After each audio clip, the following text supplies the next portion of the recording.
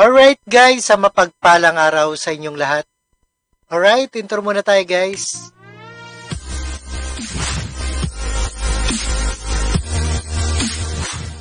Alright guys, sa mapagpalang araw sa inyong lahat at mga Pilipino sukang-suka na sa pag-aabuso ng Marcos admin laban kay VP Sara.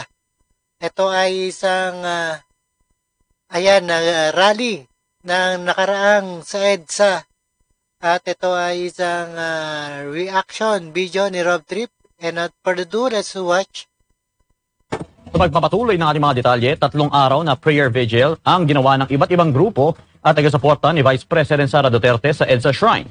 Mulat na raw kasi sila sa mga pang-aabuso at panggigipit ng Administrasyong Marcos sa Vice Presidente na wala namang ginawa kundi maglingkod at magserbisyo. Ayan. Si Sheena Torno magbabalita.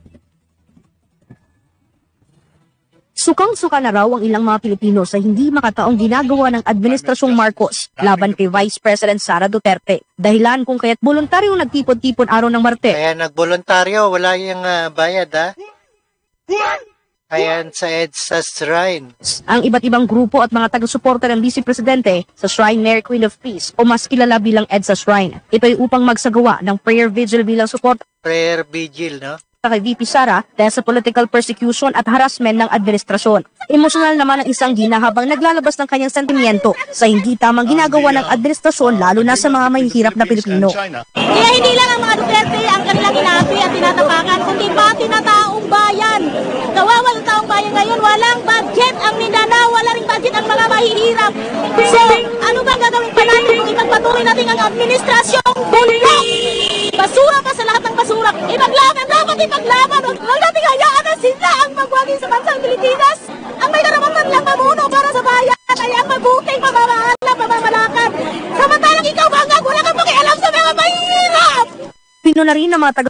Ayan ang mga hinanakit ng ating kasamahang mga Pilipino. Sukang-suka na sa pag-aabuso ng Marcos admin laban kay VP Sara, no? Suportang iligal na pag-cite in contempt ng mga kongresista sa Chief of Staff ng Office of the Vice President na si Undersecretary Attorney Zuleika Lopez. Nila hindi na in aid of legislation ang ginawa ng mga kongresista na wala namang nagawa sa bansa kundi puro pagdinig at pangungurap. Masyado na tayong pinupolitika ng gobyernong ito. Kung iisipin nyo po, wala naman po tayong mapapala dyan sa mga Quadcom investigation. Wala po tayong mapapalang kabutihan. Wala talaga mapapala dyan, no? Sa Quadcom. At panay hearing lang, no? Pero bakit dito sila tumututok? Hindi nila tinututukan ang problema ng ating bansa. Hindi nila tinututukan ang pagtaas ng presyo ng bilihin. Hindi nila tinututukan ang pagtaas ng ating kuryente, ng ating tubig. Nakakalungkot isipin. Dapat na papakinggan ito ni PBBM, no? Mga inanakit ng Pilipino. Ala natin, aaawon tayo kapag si BBM na upo. Pero nabudol-budol tayo.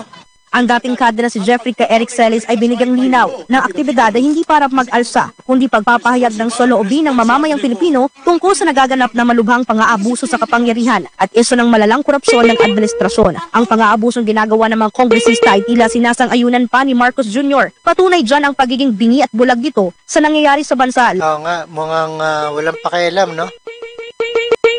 Sa nangyayari sa ating bansa.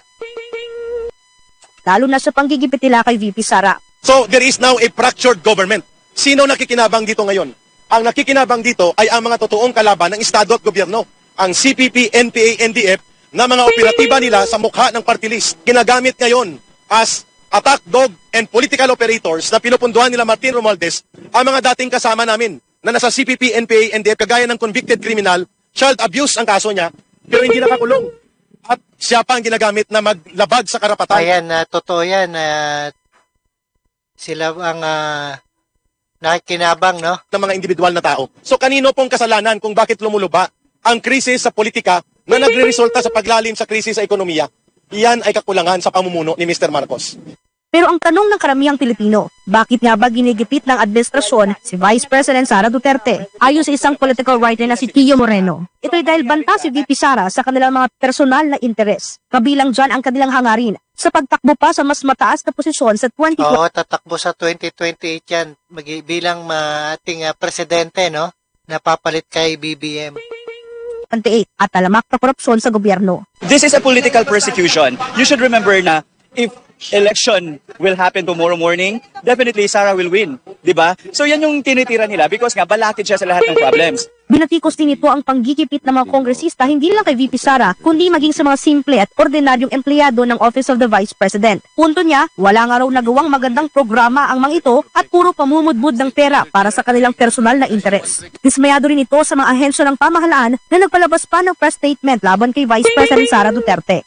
It's heartening na if you look at the Constitution, di ba, Executive, Legislative, and Judiciary, VP Sara is part of the Executive Department. She is the second highest official in the country.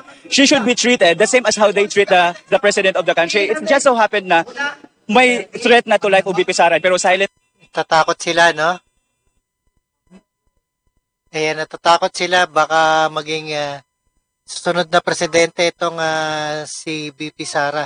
Sa lakas ni VP Sara, no? Ang NSC, silent. Ito lang nagdala kay Bongbong Marcos. Ang PNP, silent ang AFP. Walang sinabi si Marvel, walang sinabi si Browner. Nakakalungkot daw isipin na bagamat sumusunod lamang ang mga nabanggit na mga ahensya sa kanilang mga matataas na opisyal sa gobyerno, ngunit nagiging tuta dahil sa pagiging bulag nila sa pang-aabuso kay VP Sara. Kaya ang ginawang prayer vigil sa Kaya nagiging tuta, no? Yung mga ayan na mga army natin, mga pulis. sa shrine ay patunay lamang na mulat na ang mga Pilipino sa maling ginagawa ng administrasyon. Paglilinaw din ni Moreno na mga pumuntang taga-suporta ni VP Sara ay hindi bayaran at voluntaryong pumunta upang sumuporta. Nanawagan din ang mga ito sa iba pang mga Pilipino na tumindig sa tama at suportahan sila sa kanilang hangarin laban sa abusadong gobyerno. Inaasang magtatagal ang prayer vigil sa naturang lugar hanggang sa Biyernes, Nobyembre at 30. Para sa Diyos at sa Pilipinas. Alright guys, ay maraming salamat sa inyong panonood at pagkikinig dito kay Rob Trip. And see us again sa ating direct reaction video. And don't forget to subscribe this channel. Alright, thank you so much and peace out.